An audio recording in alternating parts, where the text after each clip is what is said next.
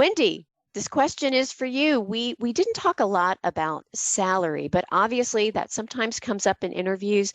And so this question is, how can we get salary insights for BA roles as we're preparing for that interview?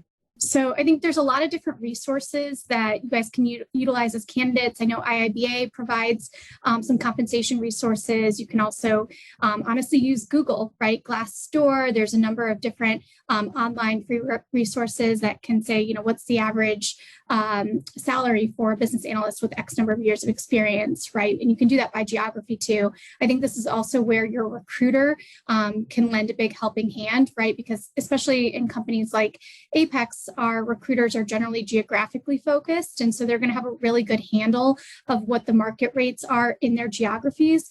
I will say that work from home and, remote work in general has kind of changed the ballgame, right? Because there used to be, I would say pre-COVID, 90% of my positions were on site or partial on site. And now it's 90% are remote. So it's really kind of blended rates more than they used to be. So because now we're competing with remote opportunities nationally. So the geography specific rates aren't quite as relevant in this day and age with work from home as they used to be. So should we ask about salary kinds of stuff in the interview, or should we do that at some other point?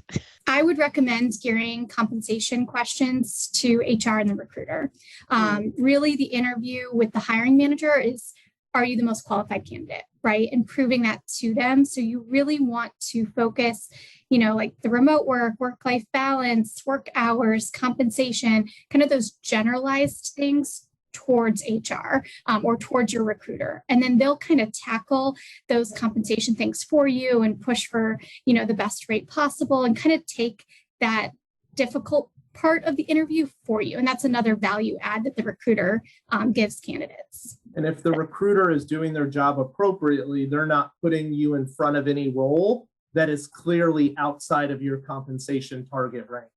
So they're not putting you for a role where you may get an offer and they come back and say, well, we can't, our role's paying half of what you need to make. So that is another good reason to work with the recruiter, is because hopefully we're setting you up for success on the compensation side and the skill set side. Salary, compensation issues, benefits, things like that. Keep that for your recruiter or the HR person. Stick to showing who you are and your competency in the interviews. That's a great reminder.